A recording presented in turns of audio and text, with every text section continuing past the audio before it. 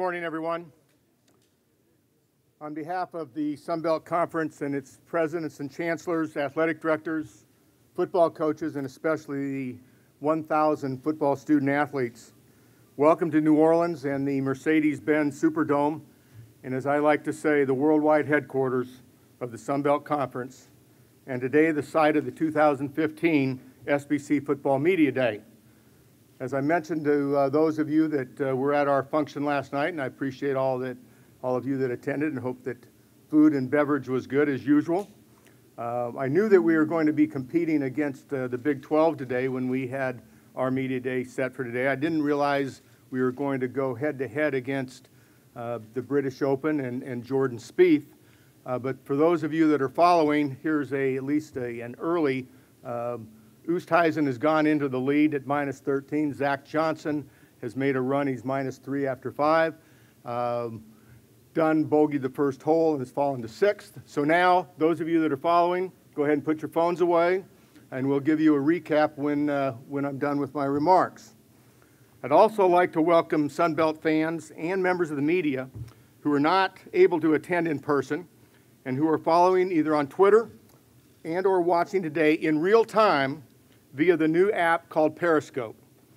The Sun Belt Conference continues to be on the cutting edge when it comes to providing our audience of fans and media with the latest in video technology and social media options to allow them to follow and track the Sun Belt Conference and their respective teams wherever they are and whenever they need their fix of SBC sports. I also suggest that you check out a new and very dynamic website that is covering today's event for the first time, reddit.com, REDDIT.com. Check it out. Great new resource that I'm sure that both media and fans will enjoy, reddit.com. And yes, KB Kamish is back on Twitter after a 2-year hiatus. And yes, the Sun Belt Conference future is still bright, so I am still wearing shades.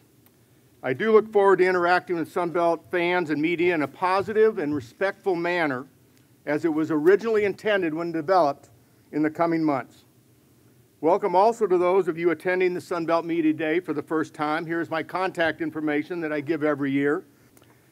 And yes, my staff does cringe when I do this, but as I enter my 26th year as a commissioner of 3 different FBS conferences, I value the role that you as the media play and how passionate our fans and how important they are to the success of their favorite team and the overall success of the Sun Belt.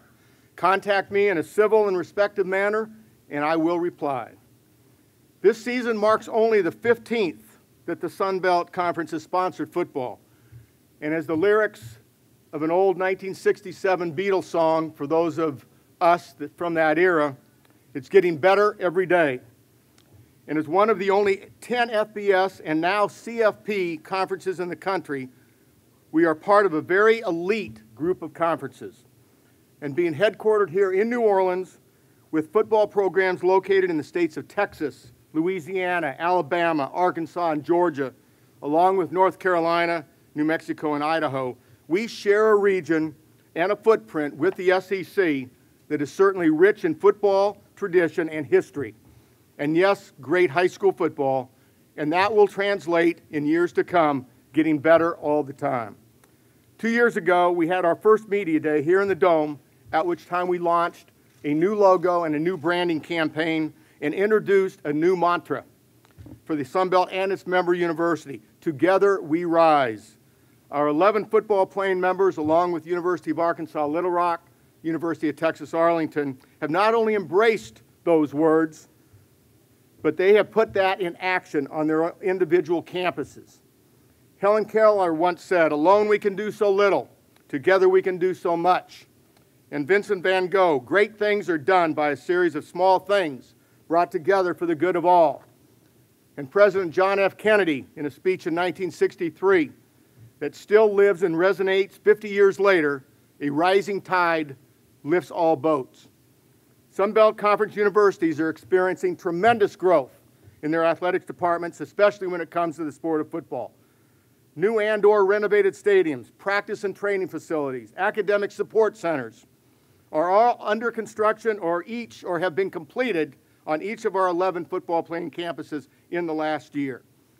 And at a time when universities throughout the United States are faced with financial challenges, Sun Belt Conference presidents and chancellors are still dedicated and committed to growing their respective athletic departments.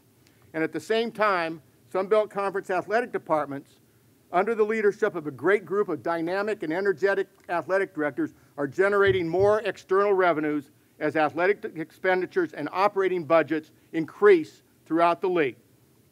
Yes, the cost of doing business to stay competitive is increasing, but Sun Belt Conference athletics departments are becoming less and less dependent on general university funding. And it's important to note that the conference-generated revenues increased sixfold this past fiscal year, mostly in part to the new college football playoff revenues, but we expect these revenues generated by the conference to increase year in, year out to be able to give back to our member universities and assist in their growing their athletic departments. And as the Sun Belt membership continues to experience this tremendous growth, each of our member universities have been able to maintain the basic principle and foundation that intercollegiate athletics was founded on, and that is providing young men and young women the opportunity to play the sports they love and enjoy, while at the same time the opportunity to achieve a college degree. SBC student athletes graduate at a higher rate, continue to graduate at a higher rate than the regular student population. This past year, 98 of 156 of all of our sport teams, 98 of 156 collectively, had grade point averages over 3.00. 825 student athletes had GPAs of 3.5 and higher. We all read and hear the rhetoric of student first and athlete second, but this is more than just rhetoric in the Sun Belt Conference. And as the debate continues over how universities will manage the new cost of attendance policies, we cannot lose sight that this past year, Sun Belt member universities' athletic departments awarded over $50 million to over 3,000 student athletes in scholarships, along with hundreds of thousands of dollars in tutoring and academic support to provide these student athletes with assistance to reach their academic goal, a college degree. So what's in store for the 2015 season? As I said earlier, the 15th in the history of the Sun Belt. On the bowl front, I stood before you 2 years ago and said it was our goal to go from 2 guaranteed bowl spots to 4. We have achieved that goal now as we go into the 2015 season with the addition of the Auto Nation Cure Bowl in Orlando, to couple with the R&L New Orleans Bowl here in New Orleans, our 15th year with the New Orleans Bowl as well. A great partnership here in New Orleans with the Greater Sports Foundation, New Orleans Greater Sports Foundation. GoDaddy Bowl in Mobile, our 7th year.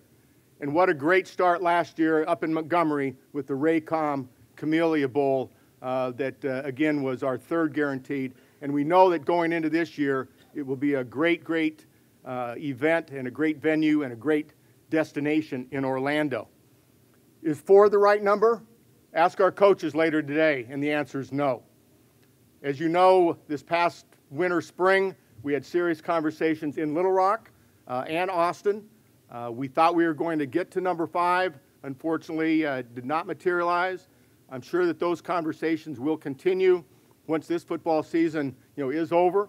The Sun Belt is really the only conference in the FBS that is really underrepresented in terms of conference agreements versus the average number of teams that are bowl eligible. Our average is over 5 bowl eligible teams per year based on the last 4 years, and that includes various members. But a year ago we had 6 bowl eligible teams out of last year's number. We will continue to explore, and I am confident that we will land a 5th game, whether it's 2016 or beyond, but I'm very, very confident that we will. Sun Belt membership, first time that we've come together where we really have a core, and we're talking football right now, a core membership of 11 football playing members. All are certified FBS, bowl eligible, as we go into the 2015 season. And that, I believe, is a real strength of this conference right now. When you think that 3 years ago at this time, we were going through the turmoil and the change in membership, that we've been able to put together this group of 11 football playing members. And as I said before, I'm very confident that this group of 11 universities will be very competitive, not only this year, but in future years to come. I can't get through a week without someone asking about a 12th member, and I think that I just need to remind everyone that, you know, when we first started to put the Sun Belt back together, the model that we were after was a 12-team league, and it was going to be divisional, and our athletic directors, our presidents and chancellors, our football coaches were very instrumental in saying we need to stay in Texas. We need to stay in Texas. And that meant that if we were going to stay in Texas and we were going to either be on the East Coast, we had to get to divisions. We had to get divisions. And that was the original goal. It was the original model. It was the original structure. And as we added Texas State, and as we added University of Texas Arlington to get the West intact, to go along with Arkansas State and University of Arkansas Little Rock, and Louisiana Lafayette and Louisiana Monroe to form that 6-team Western Division. And as we had South Alabama and Troy, and as we added Georgia State and Georgia Southern and Appalachian State, we announced in April of 2013, a 12-team league, when we also added Idaho and New Mexico State as football-only members. We were a 12-team league for both football and our other sports until Western Kentucky elected to go to Conference USA. That left us void of a team in the East. As we now go forward, and expecting that the NCAA will roll back the policy that requires 12 teams to do a conference football championship game, we are no longer driven by a football championship game when it comes to our future membership. We now need to focus on what's in the best interest of our other sports. And again, if we're a conference that stretches from San Marcos, Texas, to Boone, North Carolina, and Little Rock to Statesboro, Georgia, we need to get to divisions for our other sports. Our men's and women's basketball, our volleyball, our baseballs, our softballs, our women's soccer. That is our goal. When will we get there? We've tried. We're trying to make sure that we get that right fit, both from an academic standpoint, from an athletic standpoint, from a maturity standpoint. We know that the options aren't numerous, but we will continue to explore. But I think it's important that we're doing this not necessarily with football in mind. This is no longer a football issue. So I think that hopefully gives you a little bit of history and a little bit of the present in terms of our desire to get to 12 teams and really to create those natural travel partners. Again, Texas State, UT Arlington, UL Lafayette, UL Monroe, Arkansas State, University of Arkansas Little Rock. Makes sense. South Alabama, Troy, Georgia State, Georgia Southern. Makes sense. Appalachian State out there by themselves. And it's not fair to Appalachian State, and it's not fair to our student athletes that have to make that single trip. So that's our goal in terms of membership. Non-conference games. Every commissioner comes to the podium and talks about how important non-conference games are. And in light of the new CFP model, you know, the Big Five are talking about non-conference scheduling and how important non-conference scheduling is. And as we look at non-conference scheduling and have looked at it over the course of now the last 3 years, our presidents and chancellors are getting it. Our athletic directors are getting it. Our coaches, I think, have always got it. Sun Belt teams need to schedule strategically. They need to, as Chancellor Hawkins at Troy has said, we need to remove the addiction of those money games. We need to schedule with a balance against the Big Five, but more importantly, we need to schedule against our peer conferences. Our goal, the Sun Belt goal, is to be the best conference of our 4 peer conferences: Conference USA, the American, the Mid-American, and the Mountain West. That is our goal. And as we start this season and you look at some of our non-conference schedules, we have teams that have scheduled strategically. We have teams that if the stars are aligned, they could be a 12-0 team. And we know that under the new CFP model that the highest rated champion of the 5 play in the Chick-fil-A Peach Bowl, the Cotton Bowl, or the Fiesta Bowl. That's our goal. And it's not a matter of if, it's when a Sun Belt team becomes that highest rated champion and plays in one of those New Year's Day games. And I'm confident, and as I've seen football grow in this conference for the last 3 years, as I've seen the commitment made on each of the campuses in terms of facilities, in terms of coaches' salaries, and not just head coaches, but what we're doing for our assistant coaches to maintain continuity. I've said before, and I hate to reiterate, but there's a model out there that has shown that it works, and it is the Boise State model, both from a scheduling standpoint and an assistant coach continuity standpoint. That model works, and there are teams that are in the Sun Belt Conference that are on the cusp, if not already there, of being that next Boise State. We play 45 non-conference games, 35 against our other 9 FBS opponent, or other 9 FBS conferences. Breaking that down between the quote Power 5 and our group of 5, it's 19 versus the Power 5, 16 versus our peer conferences. Those 16 against our peer conferences, very, very meaningful. As nice as it is and as great as it is to win a game against one of the Big 5, and I don't want to minimize that, but right now, in the system that we have, the competition with our peer conferences is so important. The financial stakes are so important that those are the games that we really need to focus on. Now, granted, a smattering of wins, against the Power 5, obviously then even enhance our computer rankings and how we measure up against our our peer conference opponents. But that is very, very important.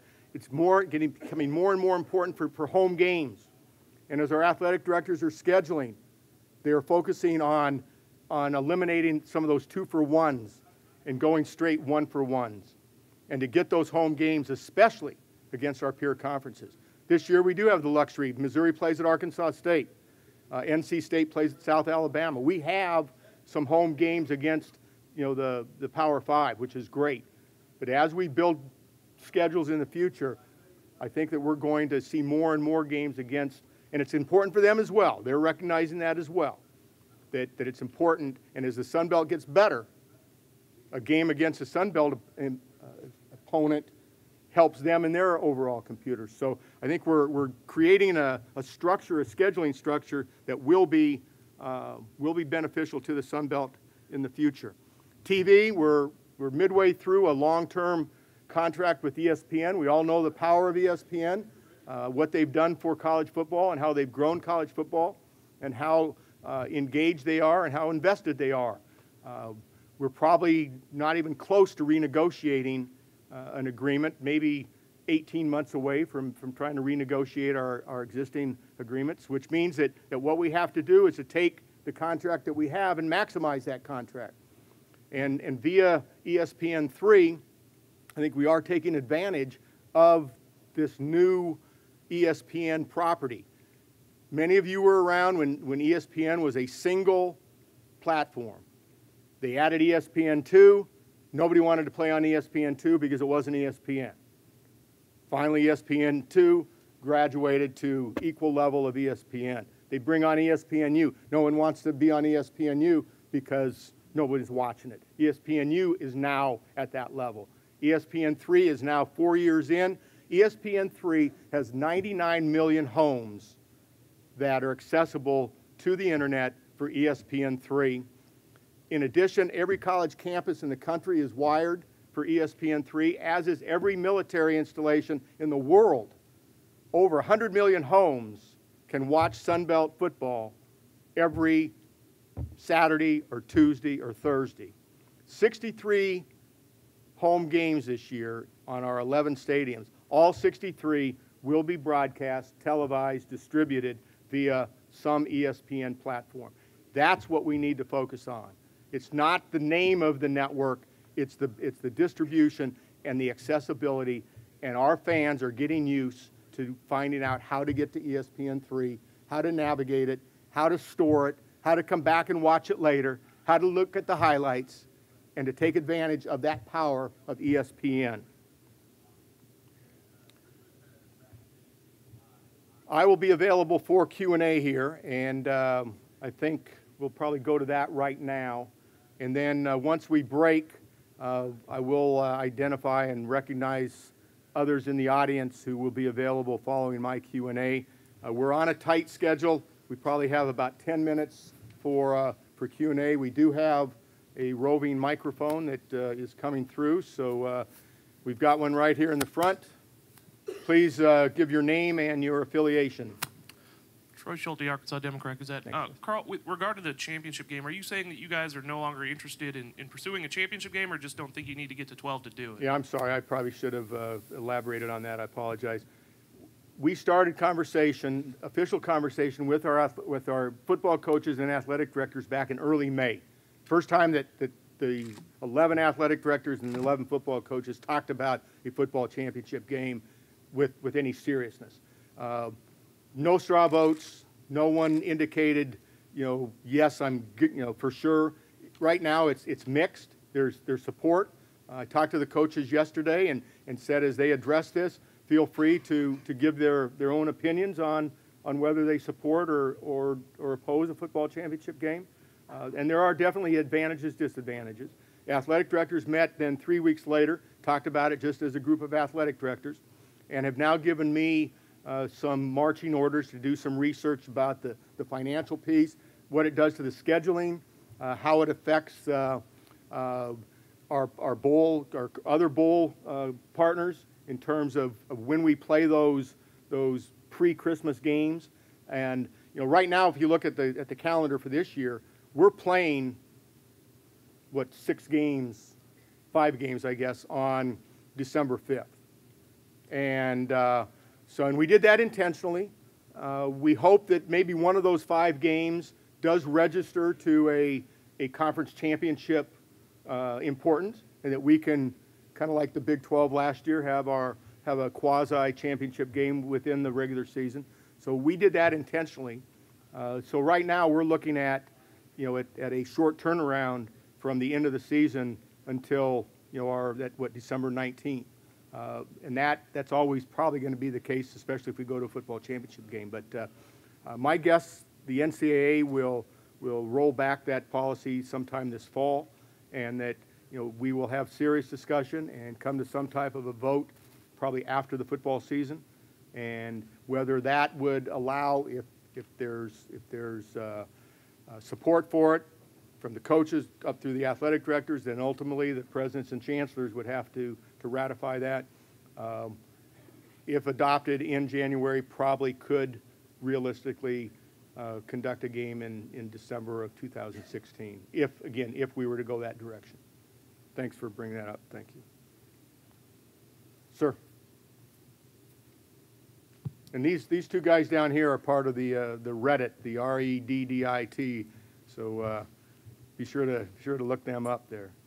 I'm John McElhenney from RCFB, and I was wondering, you mentioned that Appalachian State is kind of on its own over in the Middle East part of the country, and I was wondering, even if they roll back the policy of requiring 12 teams for a championship game, will you possibly think of adding a team in the Carolinas to kind of make it easier? Yeah, I don't want to get specific in terms of states or locations. I think that again, the original model talked about 2 regional, geographically connected divisions, and whether that, if we're looking at the East, then obviously the footprint of our current East encompasses several states.